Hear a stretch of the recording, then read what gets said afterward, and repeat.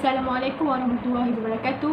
My name is Nur Inazah Kina binti Ahmad. I will explain about the introduction for our topic, which is the role of Act 342 on No Health Protection and Control of Infectious Disease Act 1988.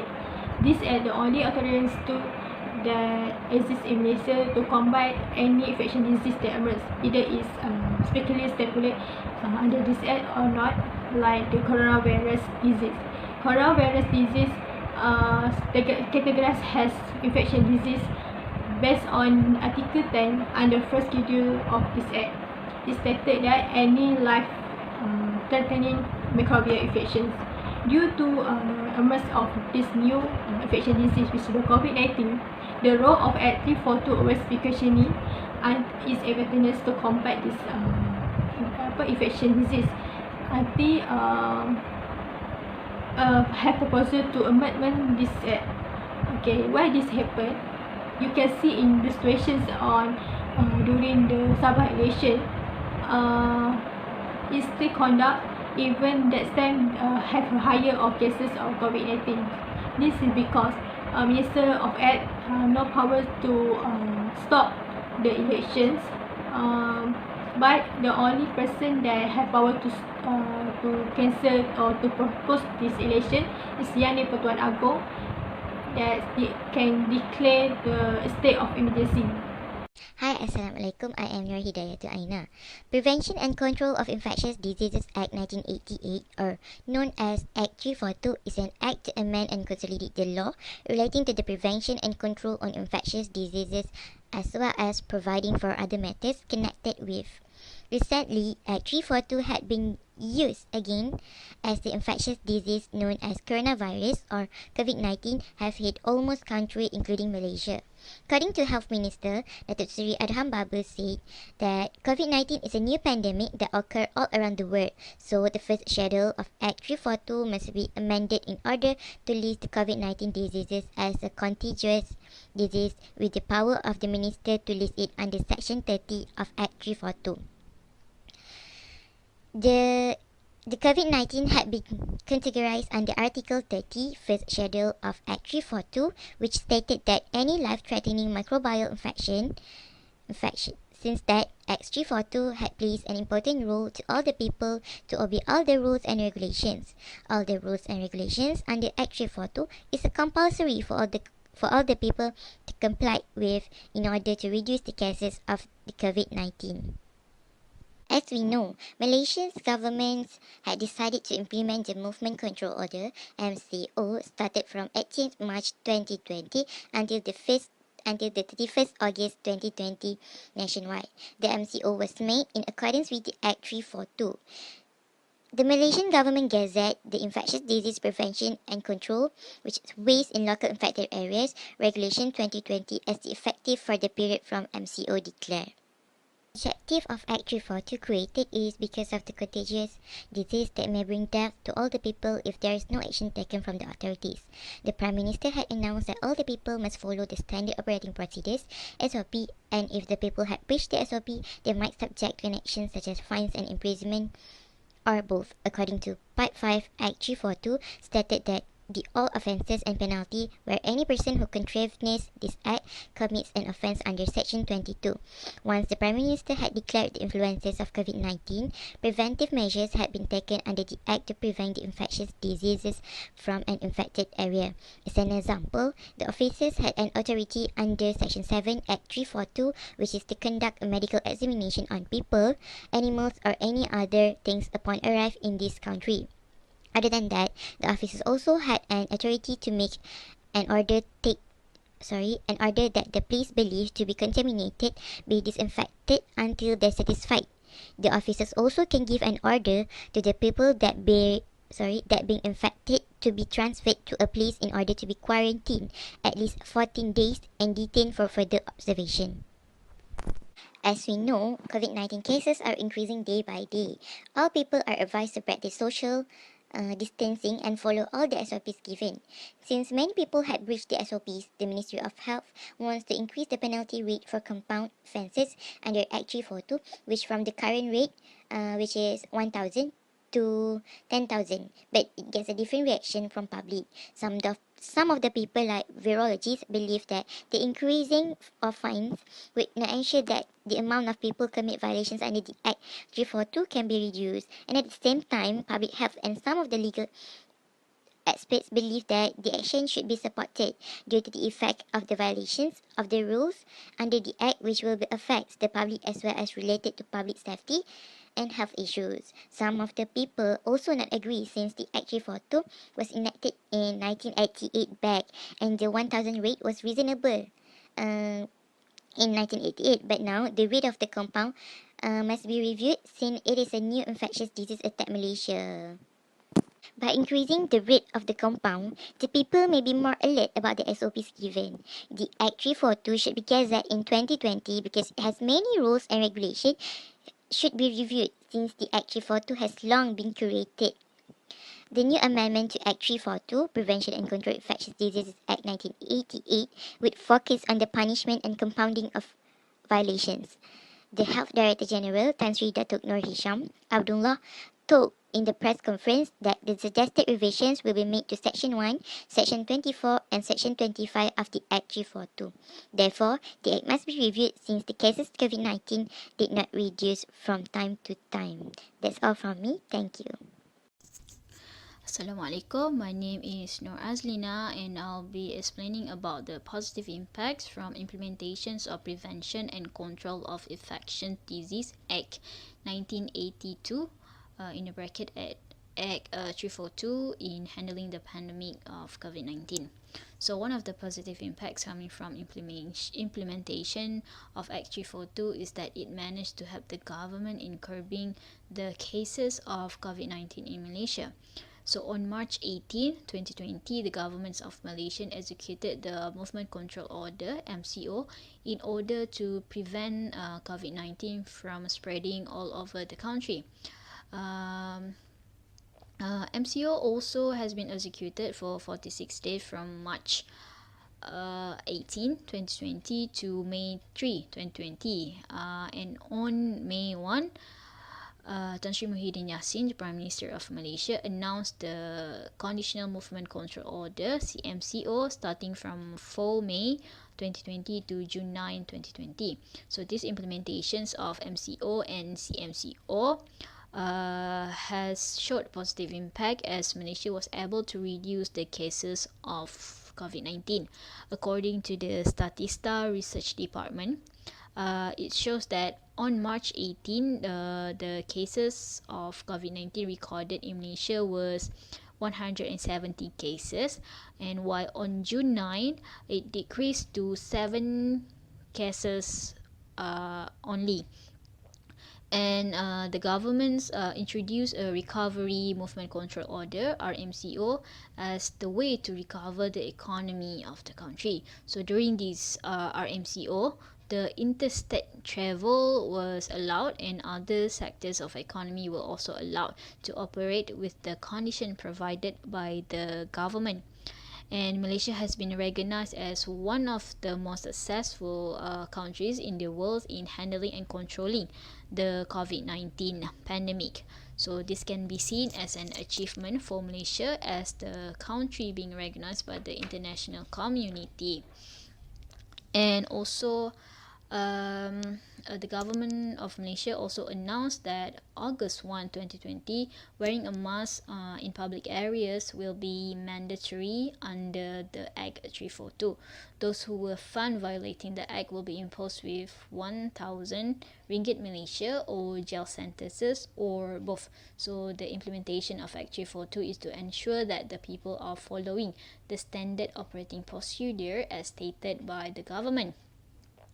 And the next positive impacts of the educations of MCO and CMCO is that it has impacts on people as well, as people are quarantining at home with families and friends or even alone. It is a chance for them in getting to know the people they are quarantining with better and also themselves. So people should really take this chance as to open up with each other or increase the communication skill with other people through face-to-face or online meetings. Other than that, quarantining also able to channel a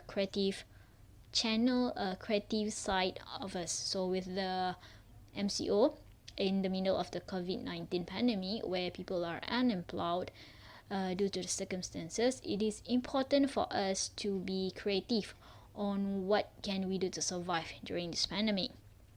And also working from home able to increase the productivity of the workers, as it has more flexible working hours, where the employees will have some time for themselves to relax a bit, and they will be more comfortable as they are working at their own houses.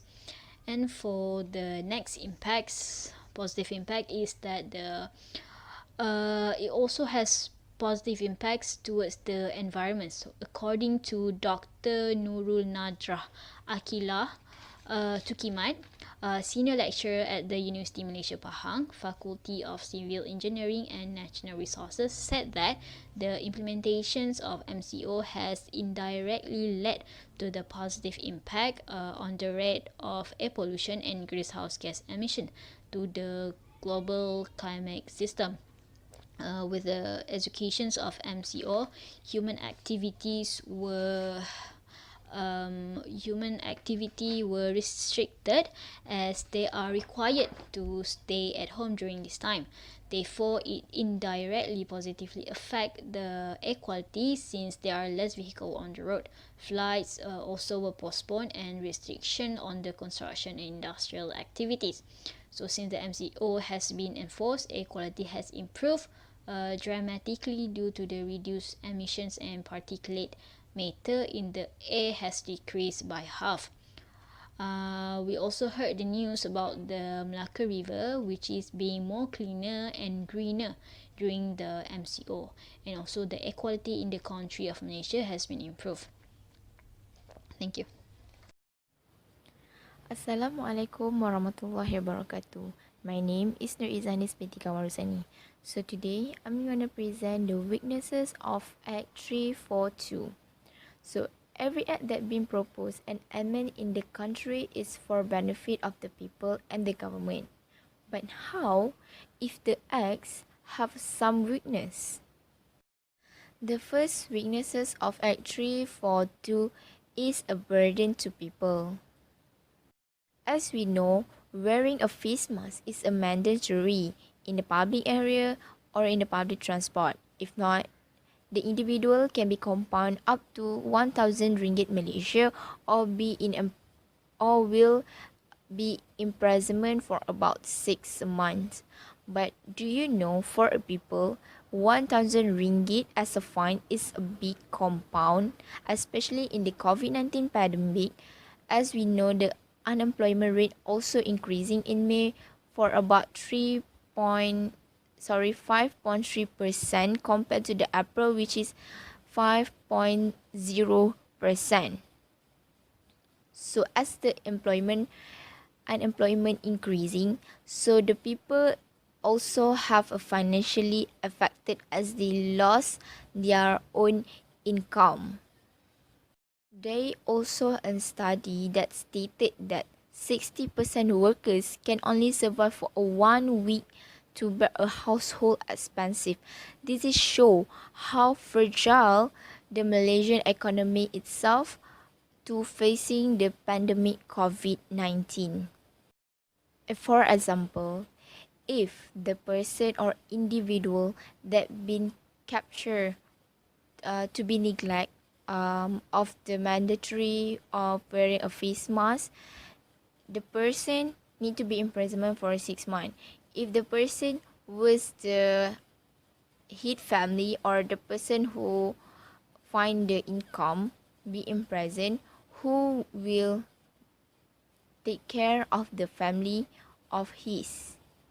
So that there will be a problem arise in this issue, especially when the people, most of the people and the citizen is financially affected because of COVID-19 pandemic.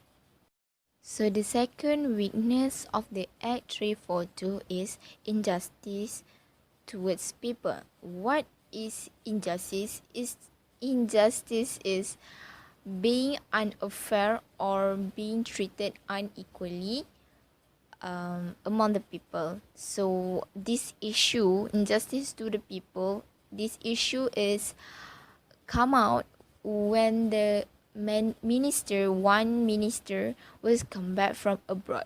And as we know, the people who come from abroad must having a mandatory quarantine which is 14 days.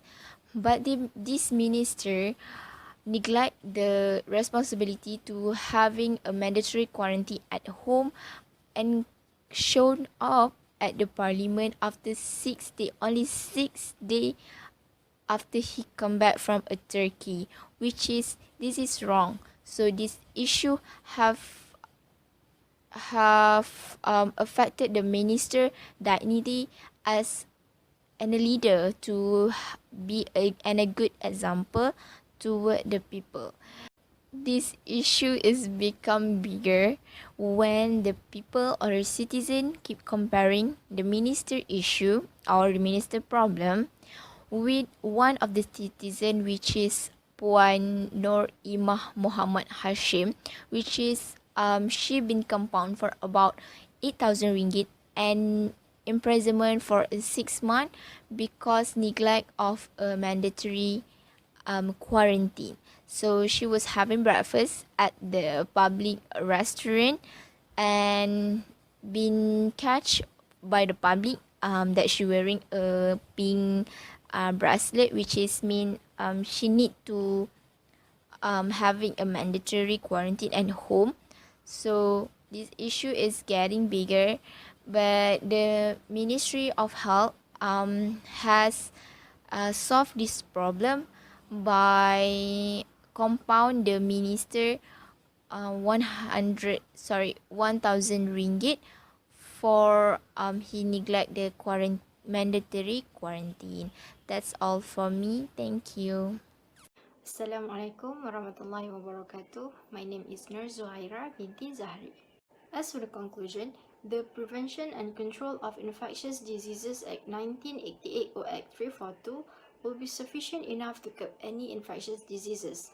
The implementation of this act can contribute to the prevention of infectious diseases by supporting access to care, authorizing the Public Health Authority to limit the contact with infectious individuals, allowing only the authorized public officer to conduct any proceedings for an offence under the Act 342, as well as to use emergency forces in response to the disease outbreaks. Infection prevention and control practices are important to ensure and maintain a very safe environment by reducing the risk of getting infected from any potential spread of diseases.